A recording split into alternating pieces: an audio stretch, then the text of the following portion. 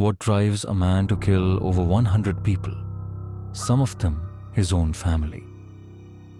Donald Gaskins didn't just murder, he tortured, cannibalized, and even forced his victims to eat parts of themselves. His reign of terror lasted 6 years, but his legacy of violence began much earlier. From juvenile detention to death row, Gaskins left a trail of bodies and unanswered questions. This is the chilling truth behind his crimes.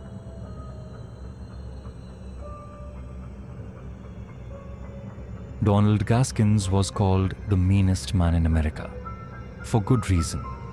But to understand how he became a violent predator, we have to look back to where it all started, his childhood. Born in 1933 in rural South Carolina, Gaskins grew up in extreme poverty and neglect. His mother reportedly abandoned him multiple times, once leaving him with relatives who openly resented his presence.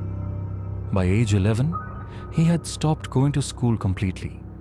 That same year, he committed his first crimes, breaking into homes, stealing, and sexually assaulting other children. Experts who studied his case point to this period as critical. Research shows that severe childhood trauma, especially when combined with early antisocial behavior, significantly increases the risk of violent criminality later in life. In Gaskins' case, there was zero intervention, no social services, no counseling, no juvenile programs. By 13, he escalated to attacking a girl during a burglary, landing him in a juvenile detention center. It was his first arrest, but far from his last. The system failed him, or more accurately, failed to stop him. Studies from the 1950s onward show that youth with similar backgrounds often cycle in and out of institutions without proper rehabilitation. Gaskins was no exception. When he was released at 18, he quickly committed another violent crime, attempted murder, and was sent to adult prison. Inside, he learned a brutal lesson. Violence could earn respect. He killed another inmate to prove himself, a move that oddly made him less of a target. What's striking is how early the signs were there, how clearly his path was set. Some argue that earlier intervention could have changed things. Others say the damage was already too deep. Either way, by the time he left prison the first time, he wasn't just a troubled kid anymore. He was something much worse. His first prison sentence wasn't the end. It was just the start of a pattern. Release, reoffend, return. Each time, his crimes escalated. Each time, the system let him slip through. And each time, he walked out angrier and more dangerous than before. What began as a neglected child turning to petty crimes ended with a man who saw people as objects to use, manipulate, and discard. The hearse came later. By then, the monster was already made.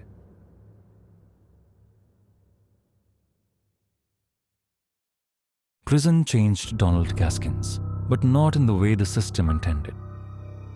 His first adult stint began after an attempted murder conviction at 18.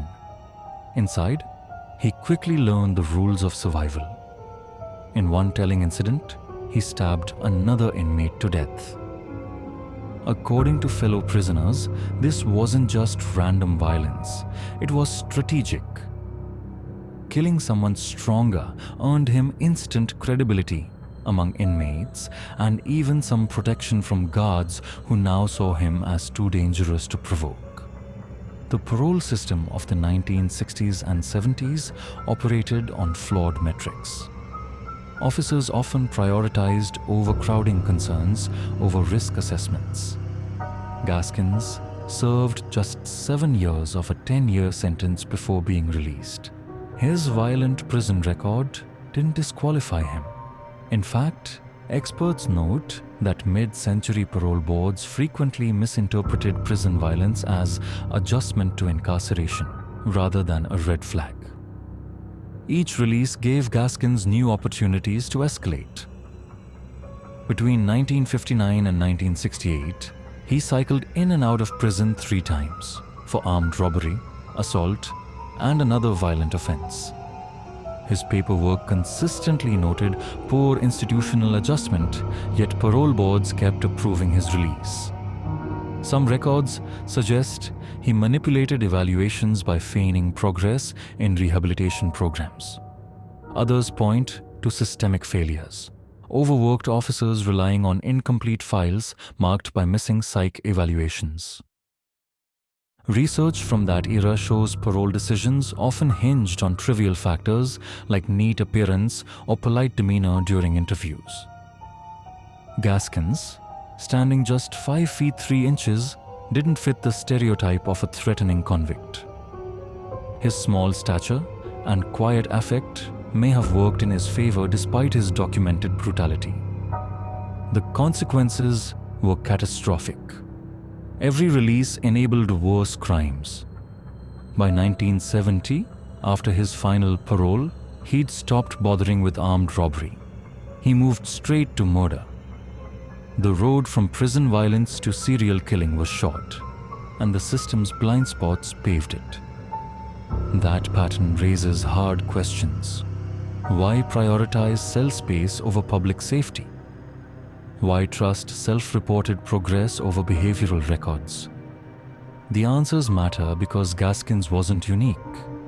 He was just among the deadliest to slip through. His time inside taught him one lasting lesson: violence paid. And nobody stopped him from taking that lesson back to the streets. By the mid-70s, he wasn't just killing, he was perfecting it. The Hearse came next, but the groundwork had been laid years earlier in those prison corridors.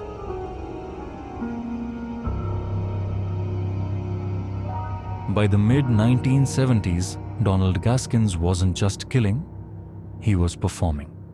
His weapon of choice became a hearse, a vehicle normally associated with transporting the dead. He even outfitted it with a bumper sticker that read, "I haul dead bodies," a joke turned grim reality. What started as practical transportation became part of his ritual. Hearses rarely drew suspicion when spotted late at night, allowing him to move bodies undetected. Forensic analysts note this mirrors patterns seen with other killers who used service vehicles, taxis, delivery trucks, tools that blended in while carrying out horrific acts. Gaskins didn't just use the hearse for disposal, it served as a mobile stage for his power fantasies. Survivors later recounted how he'd force victims inside before driving them to remote locations, drawing out their terror during the ride. Researchers point to this as textbook instrumental violence, using objects not just functionally but symbolically. The hearse represented total dominion over life and death, a theme common among killers who ritualize their crimes. That bumper sticker wasn't just dark humor. Criminal psychologists suggest it reveals 2 key traits: a need to flaunt his crimes in plain sight and an inability to resist leaving clues. Similar behavior appears in cases like Ted Bundy's fake cast or Dennis Rader's taunting letters. These aren't just ego trips, they're compulsive acts, blurring the line between secrecy and exhibitionism. For Gaskins, the hearse became both tool and trophy. Records show he purchased the vehicle legitimately through classified ads, another calculated move. Unlike stolen cars, a legally owned hearse wouldn't trigger police stops. He often logged over 200 miles in a single night, crisscrossing state lines between South Carolina and Georgia. Investigators later found blood traces welded into the floor seams, suggesting he made minimal effort to clean it. Not careless, but confident no one would look. The hearse also highlights grim logistics. Gaskins prioritized efficiency, choosing vehicles suited for body transport rather than makeshift solutions. John Wayne Gacy buried victims under his house. Gaskins had a rolling tomb. When he finally abandoned the hearse, it wasn't due to suspicion.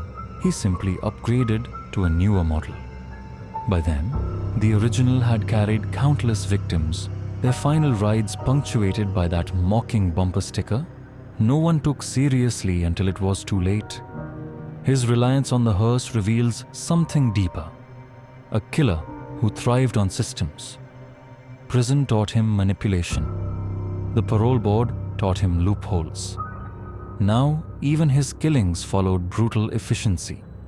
But no system works alone. Soon people would become part of his process too, willing helpers in a machinery of death.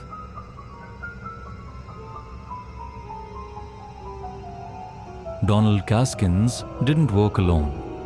By the mid-1970s, he'd built a network of accomplices who helped cover his crimes, some out of fear, others for profit.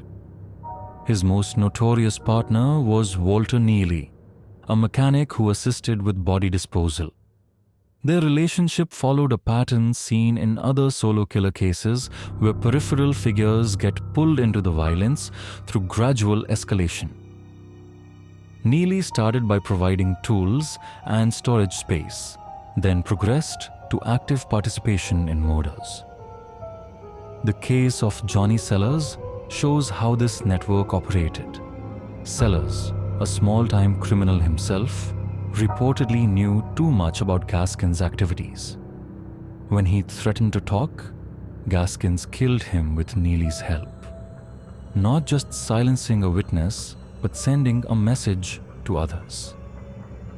Forensic evidence later placed both men at the crime scene, with Neely's wife testifying she saw them return covered in blood.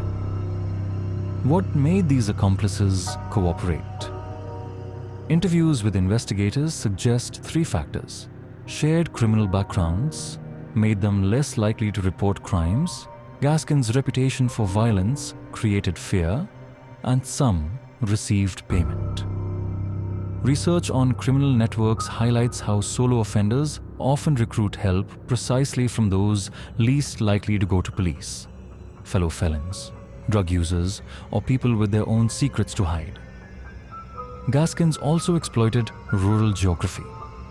His base in South Carolina's backcountry meant victims and accomplices often came from isolated communities where law enforcement presence was sparse. He intentionally targeted people with few social ties: transients, sex workers, petty criminals, whose disappearances drew less attention. Case files show local police sometimes wrote off missing persons reports on these victims as likely skipped town. The network unraveled through basic detective work. When a surviving victim escaped and identified Gaskins, police connected him to multiple disappearances. His associates turned on him quickly once arrested. Neely cut a deal for a reduced sentence by testifying. This domino effect mirrors how many serial killer cases finally break. Weak links in the criminal network fracture under pressure. Gaskins' accomplices weren't masterminds. They were shortcuts, ways to expand his reach while maintaining deniability. His network wasn't sophisticated, just brutally effective. That makes it all the more unsettling. The killings weren't impulsive crimes of passion, but calculated operations requiring logistics, planning, and multiple hands. By the time law enforcement pieced it together, dozens were already dead. The system finally caught up. But like everything else in Gaskins' life, it happened too late, after the bodies piled up and the stories became impossible to ignore.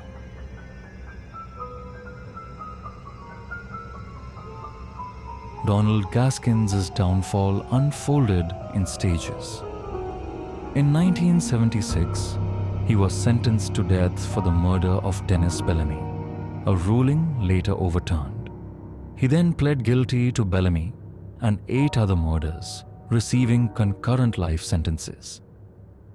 But even behind bars, he killed again, murdering fellow inmate Rudolf Tyner with a homemade bomb. For that, he faced a second death sentence and was executed in 1991. While awaiting execution, he claimed responsibility for 100 to 110 murders, though investigators confirmed only a much smaller number. His story highlights systemic failures, neglected juvenile interventions, flawed parole decisions, inadequate prison security, and blind spots that left marginalized victims vulnerable. What do you think? Could parole or prison reforms have changed this outcome?